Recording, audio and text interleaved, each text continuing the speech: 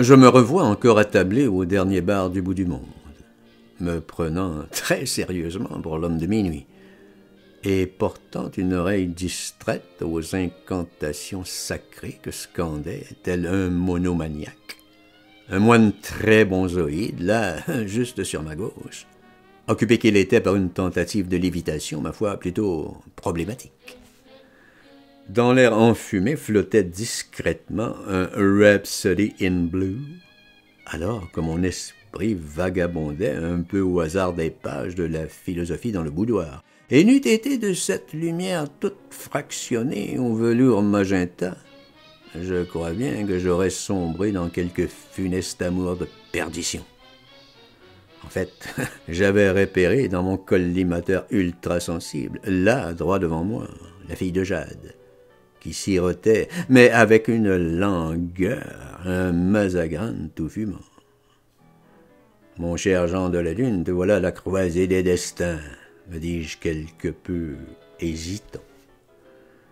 Et je songeais à toutes les filières sanglantes issues de syllogismes spasmodiques dans le jardin des ombres baroques, et ce n'est qu'au prix d'une longue lutte acharnée que j'ai pu me constituer un divin mépris par-devers les axiomes pervers aux persécutions floues et qui vous broient l'âme dans leurs impitoyables rouages d'acier galvanisé. Mais, nonobstant toutes ces considérations intempestives, je devais, pour la suite des choses, porter toute mon attention sur le grand livre des nombres et ainsi tenter une fois de plus de percer le secret menant à l'interprétation des signes mystiques susceptibles d'éveiller ma conscience aiguë de mes rêves perdus. Seulement voilà, quelle ne fut pas ma déconvenue lorsque je réalisai qu'on était dans la journée des dupes et que le gang des cafouilleux furibards avait investi le cabaret des insomnies foireuses. Et c'est justement cette infinitésimale perception qui créa par accrétion subversive les squelettes rêveurs entassés dans les archives du temps. Et il me faut à tout prix retrouver mon guide des égarés.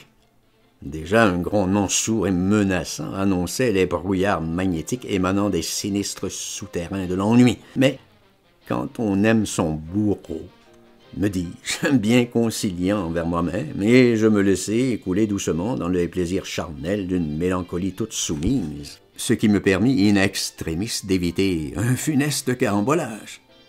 Je décide donc sur le champ de me payer une petite visite chez l'oncle Sam, là où l'art du mensonge a été élevé à des niveaux inconnus à ce jour dans toute l'histoire de l'humanité. Voilà qui me permet ici de rappeler le fameux mot de Shakespeare.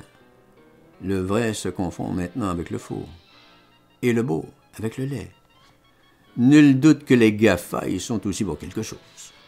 Et c'est tel un étranger que je m'en vais par-delà le delta du Mékong, en quête du légendaire pavillon noir où réside, selon les sources sûres, l'ineffable oiseau de lune qui, par devers la force subversive du silence, arrive à faire trembler la demeure des puissants de ce monde.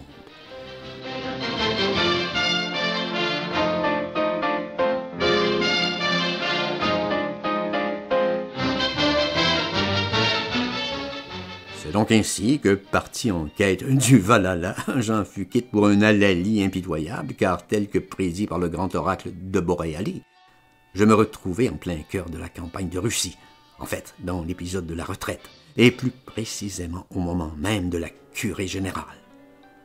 Tout cela, bien sûr, avait un petit air de guerre punique, ce qui exigea de la part du chroniqueur que je suis une force de caractère exceptionnelle pour en arriver à ne pas tuer l'espoir.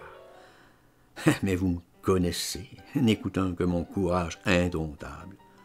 J'arrivai, après moultes avatars rocambolesques, à reconstruire toute ma cosmogonie et ses ascendants sublunaires, ce qui me permit, entre autres, de pouvoir faire la part des choses par-devers l'âge de l'innocence et l'âge de raison.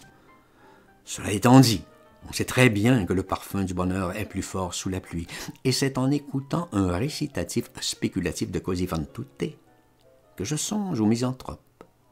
Ce qui, fatalement, m'amène au roman de Renard, et c'est dans un chuchotement fervent que je fais appel aux pèlerins de l'infini pour que tous nos jours ensevelis dans une mer lisse comme un billard vert puissent, tels des îles à la dérive, éclairer nos souvenirs de la maison des morts, et comme le vent souffle où il veut, je dus demander à Jonathan Livingston de cesser ses vols au-dessus d'un nid de coucou et d'instamment nous livrer le psaume rouge de la Révolution.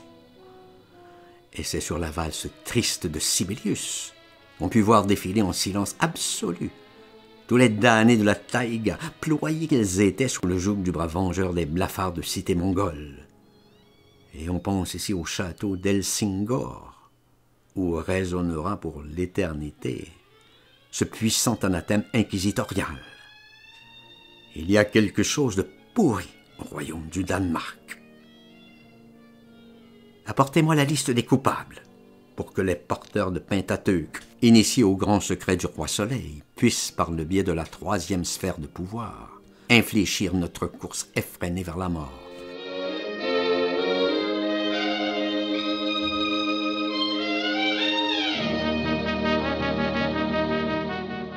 Et c'est ainsi que, tel un sniper impeccable, verrouillé dans la plus haute des solitudes, je me devais de prendre pour cible le centre du monde, et pour ce faire, quitter ne serait-ce qu'un instant le grand labyrinthe contrapuntique.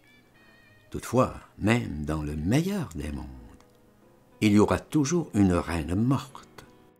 Et c'est cette épine dans la chair qui me tisse jour après jour un lit de ténèbres, et ce n'est qu'après un très long chemin parcouru, tout bordé de sombres sycomores, que tel un antique sycophante aux yeux chassieux, je retrouve le hameau de mon enfance, et c'est exactement là qu'un vieillard Kakoshim me raconte que plein d'inconnus ont investi ma demeure, et leur regard combinatoire, tel un bouquet d'épines, irradiant de maléfices effervescentes, me rappelle l'arme secrète des Hottentots.